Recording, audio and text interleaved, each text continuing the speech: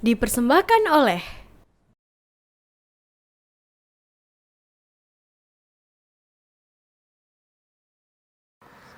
Assalamualaikum warahmatullahi wabarakatuh. Bismillahirrahmanirrahim. Alhamdulillah alladzi an'amana bi anwa'in ni'am wa faddalana ala sairi khalqihi bi ta'limil bayan. Fallahumma salli wa sallim wa barik ala sayyidina Muhammadin sallallahu alaihi wasallam wa ala alihi wa ashabihi wa man tabi'ahu bi ihsan. Amma ba'd. Para pemirsa TV-mu yang berbahagia, alhamdulillah berjumpa kembali dalam serial Tafsir Al-Azhar dalam keadaan yang sehat. Alhamdulillah Allah Subhanahu wa taala juga mudahkan kita menjalankan berbagai macam ibadah di bulan Ramadan, khususnya dengan puasa, salat malam, membaca Al-Qur'an dan lain sebagainya. Mudah-mudahan menjadi saksi baik kita dan menginspirasi lahirnya kebaikan berikutnya. Insyaallah pada kesempatan kali ini kita masih membersamai Buya Hamka dalam membaca dan menadaburi ayat-ayat yang terkait dengan ukhuwah, terutama dalam melapangkan dada kita di bulan ini. Sekarang kita akan membahas menjauhi hal-hal yang negatif, di antaranya adalah ghibah dan buruk sangka. Nah, kita masih menggunakan referensinya di surat Al-Hujurat. Kali ini insya Allah kita baca ayat yang ke-12. Mohon izin saya bacakan ayatnya seperti biasa. A'udzu billahi minasy syaithanir rajim. Ya ayyuhalladzina amanu ijtanibu katsiran minadh-dhanni inna ba'dadh-dhanni itsm wa la tajassasu wa la yaghtab ba'dukum ba'dha ayuhibbu ahadukum an ya'kula lahma akhihi maytan fakarihtumuh wattaqullaha innallaha tawwabur rahim. Wahai orang-orang beriman, jauhilah kebanyakan dari prasangka, karena sesungguhnya sebagian daripada prasangka itu adalah dosa. Dan janganlah kamu mencari-cari kesalahan orang lain, dan janganlah sebagian kamu menggunjing sebagian yang lain. Apakah suka seorang di antara kamu memakan daging saudaranya yang sudah mati? Maka jijiklah kamu kepadanya, dan bertakwalah kepada Allah, sesungguhnya Allah adalah penerima taubat, lagi Maha Penyayang. Para pemirsa, di antara unsur yang juga menguatkan ukhuwah sekaligus bisa membahayakan kalau kita kerjakan adalah dua. Pertama, buruk sangka, dan yang kedua adalah ghibah. Maka di bulan Ramadan khususnya, kalau kita tidak bisa menjaga lisan, maka lapar dan dahaga itu menjadi tidak berguna lagi. Karena Rasulullah SAW juga menyabdakan, Allah tidak memerlukan puasa orang yang tidak bisa menjaga lisannya, orang yang tidak bisa menghindarkan dari perkataan buruknya, maka Allah tidak memerlukan, tidak butuh haus dan laparnya. Dia hanya tersisa rasa capek, lelah, letih, menahan haus dan lapar. Nah, maka dari itu kita perlu menjauhi hal-hal yang bisa merusak pahala puasa kita, terutama adalah yang kontradiksi dengan misi dari puasa itu. Di antaranya adalah ghibah dan buruk sangka. Maka di sini yang disebut dhon, padahal di sini luar biasa ya. Ijtanibu katsiran minadh-dhon inna ba'dadh-dhanni itsmun. Kenapa dhon itu dilarang atau diminta kita menjauhi? Karena prasangka itu bisa liar. Ketika kita melihat seorang saudara kita dan kita terjebak persepsi, itu akan membahayakan. Sebagai contoh, misalnya yang sering kita temui sehari-hari nih. Kalau saya lagi di rumah bersantai, tahu-tahu ada orang datang. Orang itu membawa map. Nah, maka di benak saya, orang yang membawa map itu konotasinya adalah minta sumbangan. Maka saya berburuk sangka bahwa orang ini akan datang kepada saya minta sumbangan. Ini berarti saya terjebak persepsi.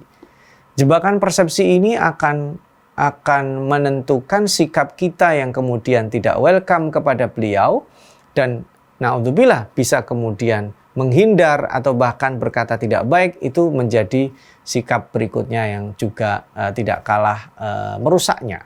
Maka dari itu, adzan itu Padahal adzan itu sebenarnya prasangka yang nilainya adalah lebih dari setengah. Ya, karena nanti kalau sudah pada level dia yakin, itu disebut yakin. Dzan itu prasangka yang lebih dari setengah. Artinya dia punya kecenderungan ini hampir, ya istilahnya, bukan hampir, mendekati pasti. Maka ketika mendekati pasti itu lebih baik yang disebut dengan husnudzan. Maka kebalikan dari husnudzan itu disebut dengan suudzan atau berburuk sangka. Maka di sini kalau kita lihat apa yang disebut sama Buya Hamka, prasangka itu adalah tuduhan, kata beliau. Prasangka ialah tuduhan yang bukan-bukan. Ya, persangkaan yang tidak beralasan. Hanya semata-mata rahmat yang tidak ada tempatnya. Karena sesungguhnya sebagian prasangka adalah dosa. Nah, jadi maka prasangka bisa menghadirkan dosa, bisa mendatangkan dosa. Karena tuduhan itu tidak beralasan. Ya, dan bisa menyebabkan memutuskan silaturahim di antara dua orang yang baik. Bagaimana perasaan yang tidak mencuri lalu disangka bahwa dia mencuri? Nah, berarti tuduhan mencuri kepada orang yang tidak mencuri itu merusak. Sekalipun belum dikatakan dia curiga. Tuduhan pada perbuatan yang lainnya juga demikian. Sehingga sikap kelakuan orang yang telah berlainan saja kepada dirinya. Makanya Buya Hamka di sini menyitir hadis Bukhari, Muslim dan Abu Dawud, iyyakum wadzan fa inna dhanna akdzabul hadithi wala tajassasu wala tahassasu wala tanafasu wala tahasadu wala tabaghadu wala tadabaru wa kunu ibadallahi ikhwana. Sekali-kali jangan kamu berburuk sangka, karena sesungguhnya buruk sangka adalah perkataan yang paling bohong.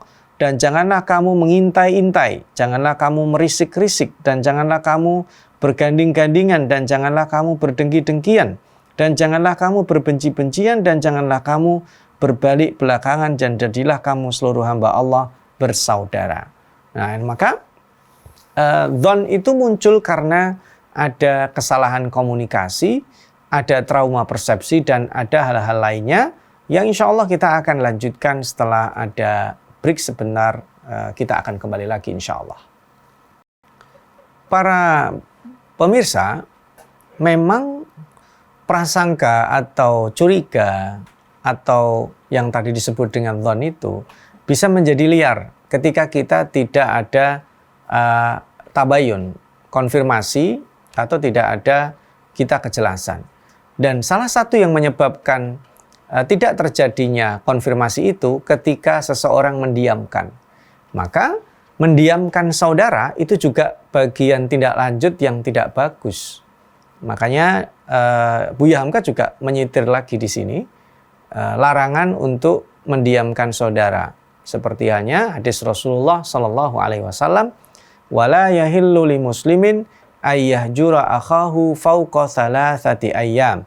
Tidak halal bagi seorang muslim untuk menjauhi saudaranya lebih dari 3 hari. Jadi jangan diam-diaman. Karena diam-diaman itu bisa mengakibatkan semakin fatal. Jadi prasangkanya makin liar. Apalagi nanti pertikaian itu akan diperlebar spektrumnya. Jika seseorang bertikai dengan orang lainnya, karena tadi ada prasangka, dia akan mencoba menyeret orang lain. Entah anaknya, saudaranya, diajak untuk berada di pihaknya. Dan itu adalah keburukan yang bisa berakibat fatal, tercabiknya persaudaraan sesama muslim. Nah, ini perbedaan-perbedaan ini sebenarnya bisa menyebabkan keburukan yang menjadi bahan bakar dari perpecahan itu sendiri. Misalnya juga ditambah yang bisa menyebabkan krisis, kata Rasulullah SAW dalam hadis riwayat At-Tabrani, "Thalathatun lazimatun li ummati at-tiyaratu wal hasadu wa su'udzan." Ada 3 hal yang menyebabkan krisis atau buruk buat umatku, yaitu memandang kesialan, kedua dengki, yang ketiga adalah jahat sangka. At-tiyarah itu atau menyebabkan kesialan atau istilahnya buang sial. Ini gara-gara dia nih kita jadi sial. Nah, itu tiarah. atau tatoyur dalam bahasa yang lebih populer.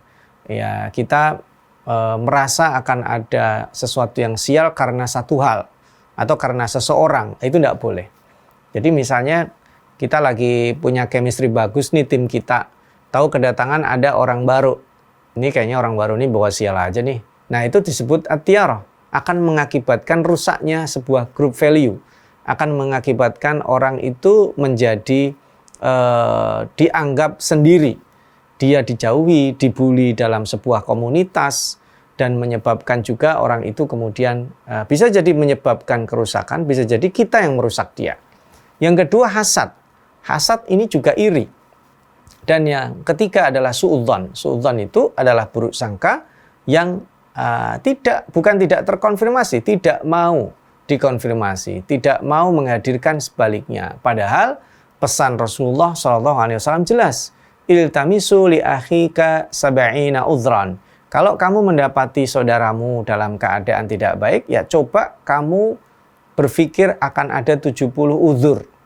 Ya, sederhana aja. Kalau misalnya kita punya saudara muslim keluar dari diskotik, ya kita husnudzon.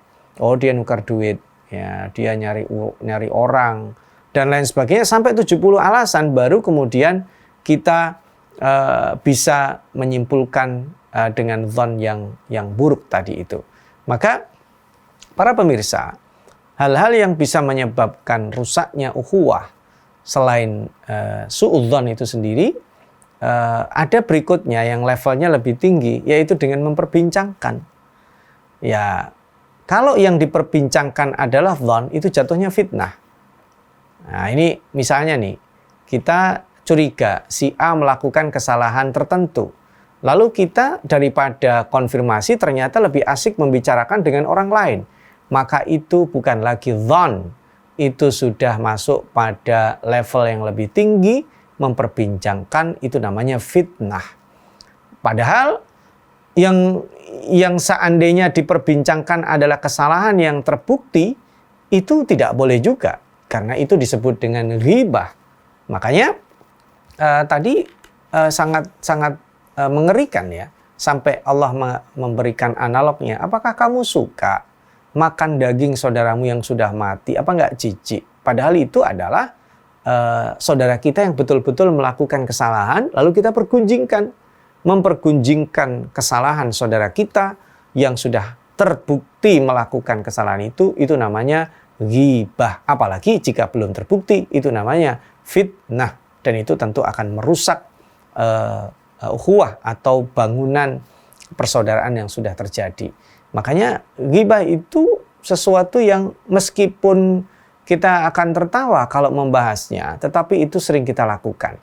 Maka saya kira kita perlu membuat resolusi. Keluar dari bulan Ramadan kalau bisa saya mulai menjaga membicarakan orang lain. Karena perbincangan itu temanya 3. Kalau temanya apa, aman. Kalau temanya bagaimana, aman. Yang tidak aman adalah ketika tema perbincangan kita adalah siapa. Ketika kita membincangkan orang, sekalipun itu orangnya baik, itu hanya menjadi mukaddimah saja. Karena nanti biasanya orang baik itu memiliki celah. Ya, si fulan nih keren ya, dermawan, orangnya low profile. Nah, ketika nanti muncul kata-kata tapi, sayangnya, nah itu biasanya berubah sebaliknya. Kebaikan yang tadi sudah disebut sebelumnya itu tereduksi dengan kata-kata tapi, sayangnya, namun. Nah itu ya cuman dia kalau di WA jarang balas ya, misalnya itu kan mulai cuman dia pelit kalau dimintai bantuan nggak mau respon gitu, bahkan tidak membalas dan seterusnya. Sehingga keburukan yang ada pada person yang tadi kita bicarakan itu yang disebut dengan ghibah. Coba kita buat resolusi misalnya dalam 1 hari di bulan Ramadan ini kita mencoba berusaha mendeteksi, memberikan coba 1 hari bisa nggak saya maksimal hanya membicarakan 7 orang. Wah sulit, 10 orang. Ya kalau gitu kita akan coba sehingga nanti bisa kita ketahui angka pastinya dan kita bisa memproyeksi untuk menguranginya di masa yang akan datang. Insya Allah kita lanjutkan para pemirsa di segmen terakhir setelah kita jeda dengan hal yang berikut.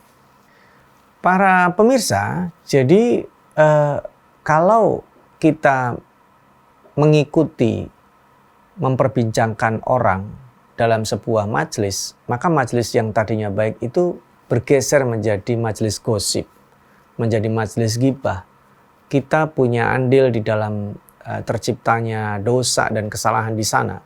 Maka dalam majelis itu kan kita diajarkan sebelum berpisah membaca kafaratul majelis kan. Kafaratul majelis itu berdoa supaya kesalahan kita di situ diampuni oleh Allah, termasuk diantaranya ketika kita membincangkan aib orang, kesalahan orang di sana. Nah, tetapi itu bisa kita kurangi ketika kita buat resolusi tadi. Misalnya, ya Allah, saya berusaha di bulan ini, di bulan Ramadan, 1 hari maksimal membicarakan 7 orang saja. Seberat apapun kita usahakan, ternyata nggak bisa. Jadi dibuat range-nya antara 7 sampai 10. Dan ketika ternyata kita identifikasi, berarti selama ini sehari itu kita membincangkan aib belasan orang atau mungkin lebih dari 20 orang. Maka dengan resolusi di bulan ini, kita juga meminta ampunan Allah dan kita lakukan itu, kita harus ikuti dengan berlapang dada, memaafkan orang lain, dan termasuk adalah memaafkan diri kita sendiri dan mencoba untuk mengurangi membicarakan orang. Dengan mengurangi membicarakan orang, resiko terjebak pada ghibah juga berkurang. Maka yang menjadi penting, kalau kita ikuti di dalam pesan Rasulullah SAW tadi itu, jangan ada tajassus dan tahassus. Nah, ini dia. Memang di sini Buya Hamka disebutkan ya, saya bacakan. Di dalam hadis kita tuliskan tadi, mulai tajassasu berarti mengintip-ngintip, badan penyelidik.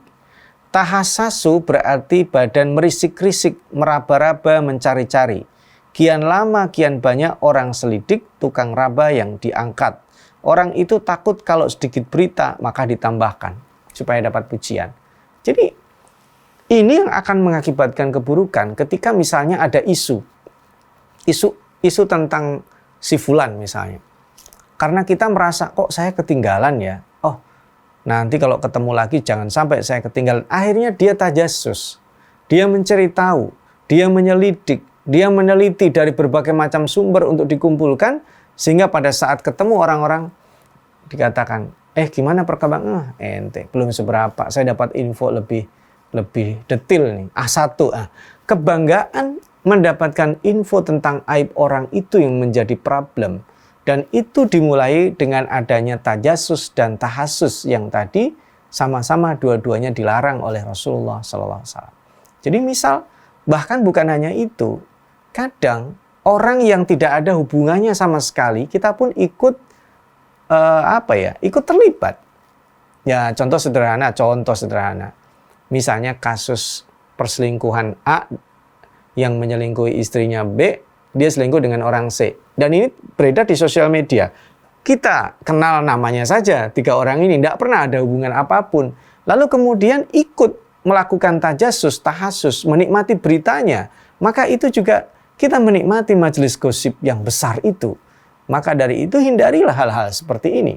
Dan hal-hal seperti itu akan mengakibatkan bukan gugurnya pahala saja, tapi membuat terkotorinya kalbu kita yang sudah kita coba dibersihkan, kita mencoba berlapang dada, kita mencoba meminta Allah Subhanahu wa taala dengan doa-doa yang diajarkan Rasul, di antaranya adalah Allahumma innaka afuwun tuhibbul afwa fa'fu anni. Ini adalah menjadi sebuah hal penting, karena kalau sudah ada tajassus, sudah ada tahassus, akan mengakibatkan apa? Hasad dan permusuhan. Maka itu pesan berikutnya, wala tahasadu wala tabaghadu.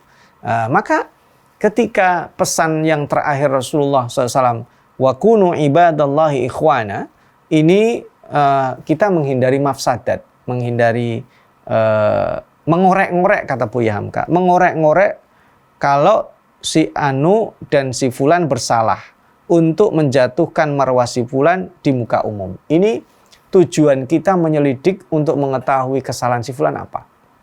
Kalau tujuannya untuk menjatuhkan, buruk sekali itu. Kalau tujuannya, kan saya hanya mencari fakta, tapi niatnya apa? Kalau fakta itu sudah kamu dapatkan apa? Kamu beberkan tujuannya apa? Supaya dia jatuh? Kan mestinya tidak. Harusnya kan kita lindungi. Justru ukhuwah yang benar adalah ada mutual protection pada saat kita saling memahami. Setiap kita memiliki kesalahan dan kelemahan, maka pada saat kesalahan dan kelemahan itu dijumpai, nasihati. Ya, mintalah dia memperbaiki. Bukan dengan mengumbarnya, bukan dengan menjatuhkannya. Jika itu terjadi, maka itu yang disebut wala tabaghadu, adanya permusuhan, marwahnya dijatuhkan di muka umum, kata Buya Hamka tadi. Maka ini menjadi pesan penting terakhir sebelum kita tutup pada episode kali ini. Ada take-away lesson penting. Yang pertama, cobalah kita untuk sibuk memikirkan diri kita sendiri. Sebelum kita berprasangka dan nyamber berita yang hoax atau tidak jelas. Yang kedua, ghibah itu membicarakan aib yang terkonfirmasi. Itu ghibah loh. Itu pun dilarang. Karena apa kepentingan kita bicarakan aib saudara kita? Dan tentunya yang lebih dari ghibah dilarang. Aib yang belum terkonfirmasi atau disebut fitnah itu lebih kejam. Sehingga jangan sampai kita lakukan. Yang keempat, Rasulullah SAW melarang kita untuk tajassus dan tahassus, yaitu menyelidik, mencari tahu dari rumor yang berkembang, dan apalagi kalau tujuannya adalah untuk menjatuhkan seseorang. Marwah dan kehormatan seseorang itu harus dilindungi. Jika dia melakukan kesalahan, cukuplah yang berkepentingan, yang menyelesaikan. Kalau itu terkait dengan harus ada hukuman, maka dia dihukum, itu sudah ada yang mengurusnya. Dan tugas kita adalah menyelamatkan saudara kita untuk terjerumus kesekian kalinya. Mudah-mudahan kita, saudara kita, masyarakat kita, keluarga kita dilindungi dari menjadi pelaku dan korban ghibah dan suudzon, serta tajassus dan tahasus yang bisa merusak ukhuwah kita. Nasrun minallah wa fathun qarib wa basyiril mu'minin. Wassalamualaikum warahmatullahi wabarakatuh.